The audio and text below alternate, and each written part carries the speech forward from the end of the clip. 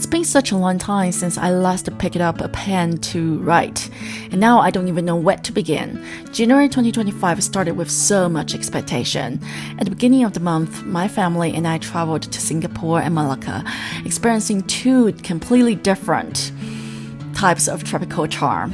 Singapore's bustling yet orderly urban vibe and Malacca's laid-back, affordable scenery. Every time I traveled, I told myself, if only I could stay on the road forever, never having to look back. 60 years ago, I left the country for the first time in my life. My destination was Chiang Mai, while Bangkok was merely a fleeting stop. Although I booked a hotel and wandered around for 3 days, it all felt like a blur, as if I had never truly been there. All I remember is the stifling heat in the air, the vibrant colors, and the low-hanging sky. Not sure why, but ever since that trip, I found myself thinking about Bangkok from time to time. The longing lingered in my heart, relentless and surging like ocean wave. This time, we booked a accommodation near central Bangkok, conveniently close to the SkyTrain. A leisurely 10-minute stroll to the left of the building brought us to the major station. Boarding the SkyTrain felt like the city opening its arms and pulling us into its embrace, offering us the freedom to go anywhere one wanted. With its network of connections, it seems that as if you could ride it all the way to the horizon. But we didn't ride it all the way to the horizon. By the time we reached Bangkok, it was already 7 or 8 p.m. and the sky was growing dark. We ventured out from our accommodation to a nearby convenience store shop, stocked up on essentials and various snacks, and then headed back. Excitement, surprise, and joy could wait until the next day. For now, the priority was to eat dinner, get kids to sleep, and then lay down ourselves, clean our minds, and drift into a restful slumber. Here, the streets were lively and noisy, with vendors lining both sides. In the early morning, countless small street vendors would pull out tables and chairs, setting up shop in front of unopened stores. As customers arrived, they handed over dishes with practiced ease, exchanging cash and food in a quick, almost wonderful, perfect rhythm. Their moves were like really beautiful, as precise and graceful as ballet dancers performing Swan Lake on stage. Waves of people poured down from the tall SkyTrain staircases, filling sidewalks outside of our accommodation to capacity. Crowds of all kinds surged towards us, and just when you thought someone might bump into you, they'd suddenly disappeared into a bustling restaurant by the street. The night market is one of Bangkok's iconic features, so naturally the first thing we wanted to do was visit the famous Jot fairs. But to our surprise, we left feeling disappointed. The market had become completely commercialized, lacking any of its old charm. It was brightly lit, but the food offerings were very repetitive. After passing 4 or 5 stalls, you'd find another selling the exact same items. Our interest quickly worn out, and we found ourselves longing to return to the small streets near our accommodation. The street-side grills in our neighborhood were absolutely divine. Even Ian, who usually avoids street food, let down his guard and went all out, picking 10 things in one go. There were meatballs, pork, beef, chicken, and even a particular item, round pieces that looked like little hearts. Little lovely love hearts straight out of a manga. Before eating, Ian gave us a warning. Don't tell me what this is. Just let me eat it. Alright, I said at first, but after he finished it, I couldn't resist yearning. But tell him, those are chicken toes. Basically chicken buttons. Every day we found ourselves wishing we can eat just a little bit more. The street stores never repeat their menus. Everything was fresh, hot, and incredibly delicious. Pies here were absolutely delicious. On the first day, we bought one to take with us, enjoying on the go. By the day before we returned, we couldn't resist heading back to the shop and sitting down to a full pie meal, complete with sauces, mushy peas, and mashed potatoes. It was a revelation. Warm, hearty, and comforting. The kind of food that leaves you deeply satisfied.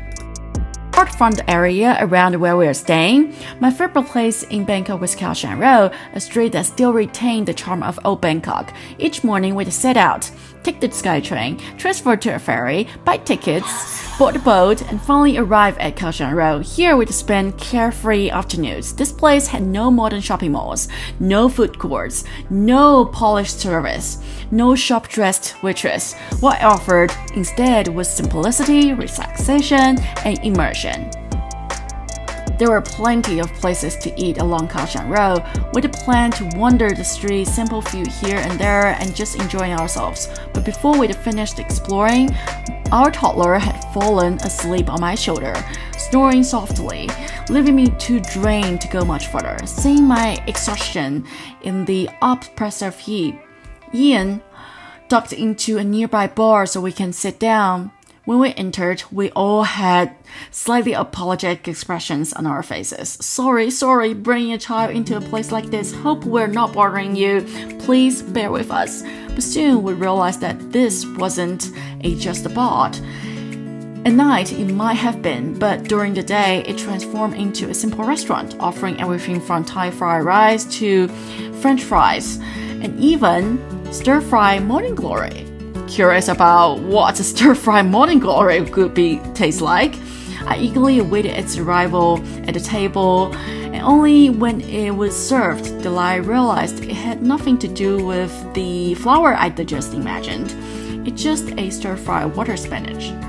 Daytime bars are usually quiet, with the occasional customers stopping by for a coffee or soda. Most of the time, the only people there were the uniformed waitstaff, efficient, brisk in their service. Everything felt too smooth, simple, straightforward, and effortless. In the past, I would have been plagued by a nervous uneasy at how everything was going. I'd worried that getting what I wanted so easily would inevitably come with strings attached, a deluge of responsibilities and obligations. I'd feared that wishes grounded too quickly would lead to delays, misfortunes, and regrets later on. Those worries were entwined themselves into a powerful spiral, their voices endless echoes in my ears. Sometimes I'd pretend not to hear them, but more often than not, I give up, adjusting my behavior, tone, and even my thoughts to be more humble, more subdued, smaller. I'd become like a nun, kneeling on the ground, pleading with the heavens to revoke all the good fortune they'd bestowed upon me, to hold it in reserve for a time when I truly need it, when I was old, feeble, and immobile. Only then, I thought, will I deserve peace of mind. This constant exchange, sacrificing the present for future happiness, has been a persistent refrain in my life. Every time something good happened, I'd instinctively distance myself, working feverishly in the meantime to improve my skills, refine my talents, to expand my knowledge. Not because I believe in the modern ideal that women must constantly strive for self-improvement, wrapping up themselves in the highest forms of sophistication. Note, it was because deep down, I believe I wasn't worthy. I wasn't good enough, capable enough, or accomplished enough to deserve the kindness and fortune that came my way. My relationship with luck was like that of a cat and mouse. Out of sight, out of mind, but once encountered, it became a relentless chase, a desperate struggle that couldn't ease until I had fled to the end of the earth. I've heard people say that travel helps you grow. Over the past year, travel has repeatedly disrupted the rhythms of my life. Although Ian always takes charge of planning, crafting meticulous itineraries, for someone like me who barely left home growing up, or rather, never left home at all, each trip was an inevitable confrontation with the act of travel itself. By the time 2024 came to an end, I had finally started to embrace good fortune over guilt. Slowly, I began to embrace the joys, surprises, and kindnesses that life and travel offered me. I no longer saw them as burdens, but as deliberate gifts.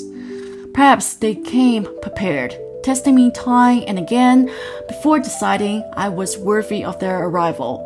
And perhaps I should do my best not to let them down. With each attempt to embrace these blessings, my feelings of self-doubt already come to an end. I can feel it. Interestingly, when I learned that this sense of unworthiness had another name, imposter syndrome, I couldn't resist looking up its precise definition. The moment I read it, I nearly burst out laughing. Imposter syndrome describes a phenomenon common among successful individuals. Really? Exclusive to successful people? Those with imposter syndrome are unable to attribute their achievements to their own abilities. Instead, they constantly fear being exposed as frauds. They believe their success is due to luck, timing, or others overestimating their capabilities. Even when presented with evidence of their competence, they persist in doubting themselves. Seeing this, my faint smile all but disappeared, replaced by a steady stream of tears. Imposter syndrome isn't about self-pity or self-criticism. It manifests as relentless diligence. We all, the individuals, often work exceptionally hard, not to meet our own goals, but to avoid being discovered as frauds. Ironically, our efforts lead to more success, trapping them in a circle of worry and validation. In the end, the only thing holding me back was my own perception that I wasn't enough. And yet, as I now realized, I have always been enough.